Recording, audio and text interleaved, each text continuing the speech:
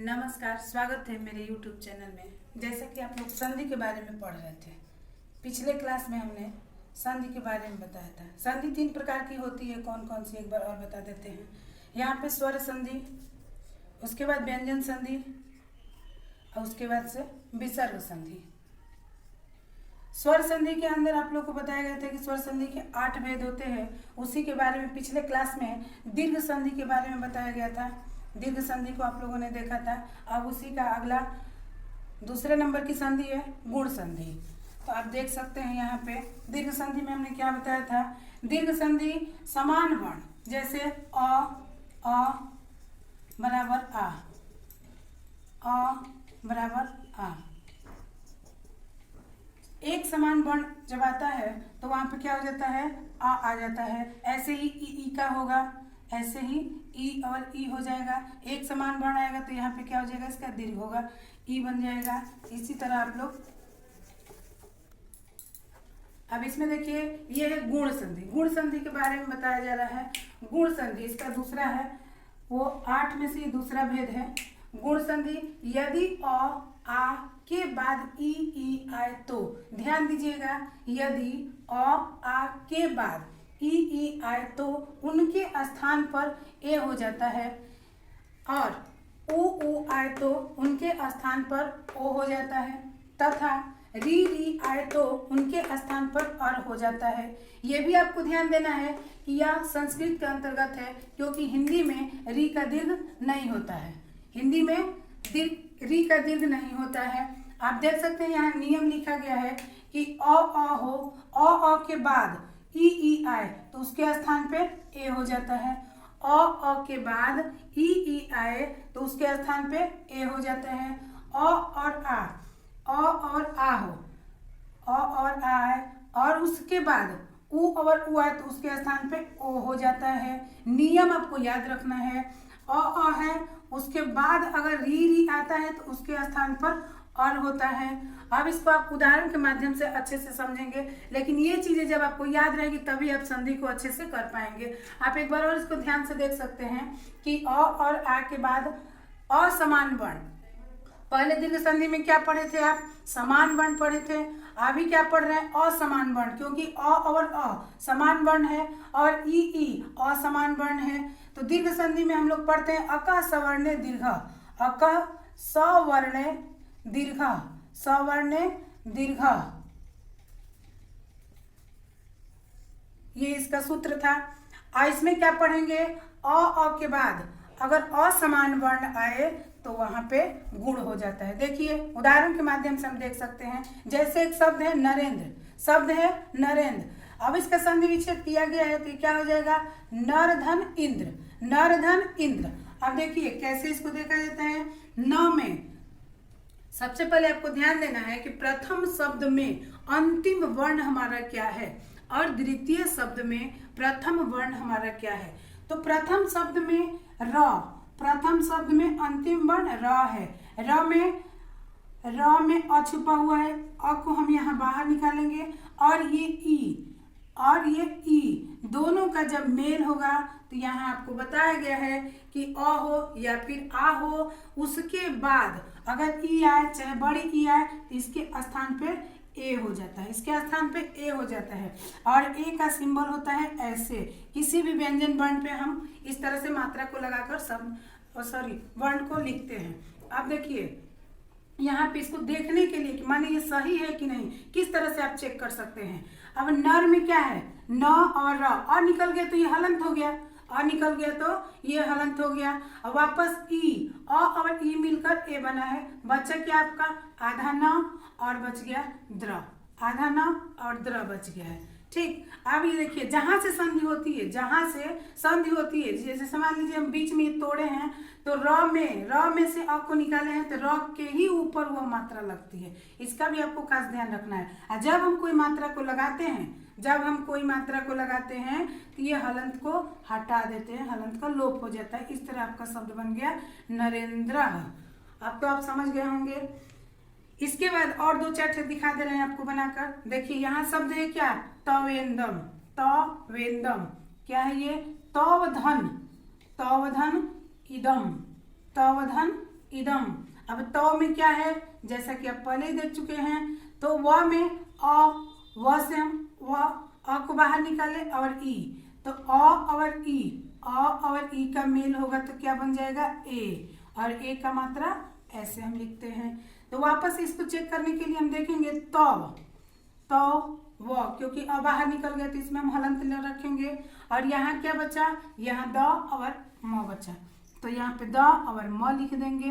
ठीक, और जहाँ से संधि टूटती है, आपको पहले ही बता चुके हैं, जहाँ से संधि टूटती है ये वर्ण जाके यहीं पे लग जाते हैं, तो क्या हो जाएगा तवेंदम। और जब यहाँ पे स्वर लगता है तो हलंत का लोप हो जाता है। इस तरह आगे और भी देख सकते हैं, सुरेंद्र। अब सूरधन क्या हो जाएगा, सूरधन इंद्र, सूरधन इंद्र। अब देख सकते हैं र में अ को बाहर निकाले प्लस ई, और अ और ई का मेल होगा तो क्या बन जाएगा हमारा ए बन जाएगा, अ और ई का मेल होगा तो ए बन जाएगा। संधि को करते समय हमको खास ध्यान रखना है कि कोई भी शब्द को जब हम तोड़ते हैं तो इधर भी सार्थक शब्द निकले और इधर भी सार्थक शब्द निकले, यानी कहने का मतलब दोनों का अर्थ निकलना चाहिए। अब ये सूरधन इंद्र। अब देखिए हम फिर वापस एक बार बता दे रहे हैं, र में क्या है, र में से हम अ को निकाले हैं और ई को, दोनों का जब मेल हुआ है तो ये बन गया है, क्योंकि यहाँ नियम में बताया गया है कि अ हो या फिर आ हो, उसके बाद कोई भी असमान वर्ण आए, जैसे ई और ई आए तो उसके स्थान पे ए होता है। इसी तरह एक और उदाहरण के माध्यम से आपको हम बता रहे हैं, ममेयम, ममेयम, ममेयम। अब इसका क्या हो जाएगा, मम धन एवं, क्या हो जाएगा संधि तोड़ने पर, मम धन एवं, मम धन एयम, मम धन इयम, इयम हो जाएगा यहाँ पे, मम धन इयम। म से हम क्या करेंगे, म से अ को बाहर निकालेंगे और उसके बाद ई, अ और ई का जब मेल होगा तो ये बन जाएगा ए की मात्रा ऐसे है, तो ये फिर शब्द हम लिखेंगे कैसे, म, फिर म, उसके बाद क्या बचा हमारा य, और म बच गया है। अब इसी पे हम क्या करेंगे, मात्रा को रखेंगे, तब ये हलंत को लोप कर देंगे, तो ये क्या हो जाएगा ममेयम। इस तरह से इस संधि को आप आगे बहुत सारा एग्जाम्पल दिया गया है, आप इसको खुद से करके बना के देख सकते हैं। आगे देखिए दूसरे नियम में, पहले नियम में हम लोग देख चुके हैं, अभी दूसरे नियम में क्या है, अ और आ हो, उसके बाद उ और उ हो तो क्या हो जाता है ओ हो जाता है।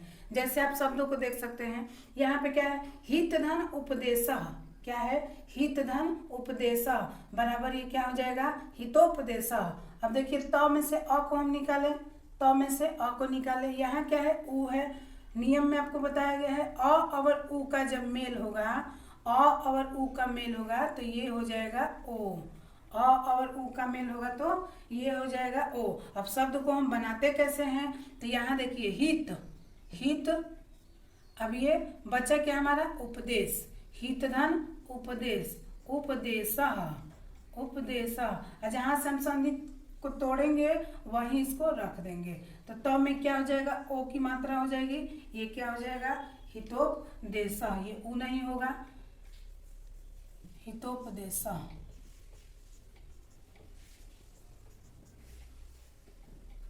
इस तरह से फिर आप अगले शब्द को देखिए, परोपकार, परोपकार क्या हो जाएगा, ये परोपकार, पर में क्या है प और र, प में र में अ छुपा हुआ है, अ को बाहर निकालेंगे और उ, यहाँ पे अ और उ का जब मेल होगा तो ये क्या बन जाएगा ओ बन जाएगा, क्या बन जाएगा ओ बन जाएगा। शब्द को सही तरीके से हमको जानने के लिए इसको वापस मिलाएंगे, पर, अब पर में क्या है अ निकल गए तो र हलंत में आ जाएगा, यहाँ ऊ चला है तो बचा क्या प कार, ये क्या है ओ की मात्रा आप ऐसे होती है, व्यंजन में आप इसको ऐसे लगाते हैं, तो र पे हम क्या करेंगे ओ की मात्रा को लगाएंगे और हलंत का लोप कर देंगे, तो ये क्या हो जाएगा परोपकार। तो इस तरह आप दूसरे नियम को भी देख लिए हैं। अब देखिए तीसरे नियम को कि आ के बाद अगर री आता है तो वो और हो जाता है, कैसे हो जाता है आगे हम देखते हैं उदाहरण के माध्यम से।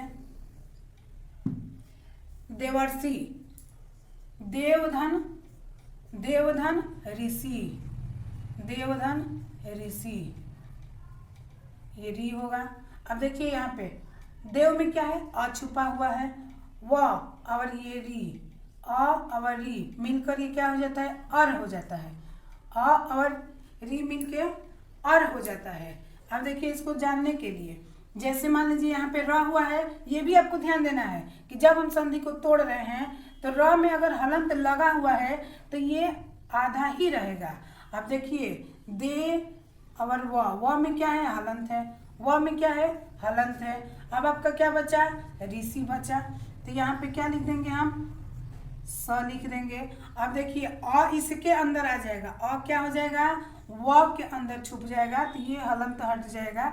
और ये र कोई भी स्वर से पहले, स्वर के बाद अगर र आता है, हलंत लगता है तो वह वर्ण के बाद लगता है, जैसे ये ऐसे आप देख सकते हैं। इसको हम क्या पढ़ेंगे, देवर्षि। वापस एक और देख लीजिए यहाँ पे, महर्षि,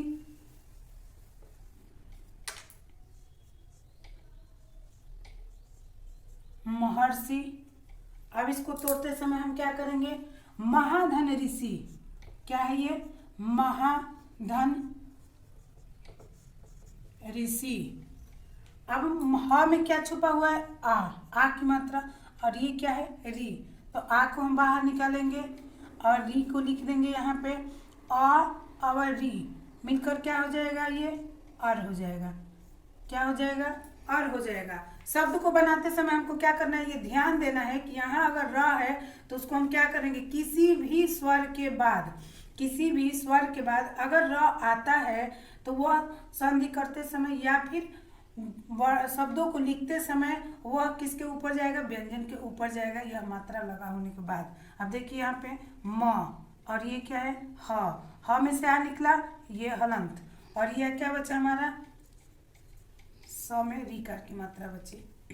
ये अ इसके अंदर आ जाएगा तो हट जाएगा यहाँ से, ये यहाँ से,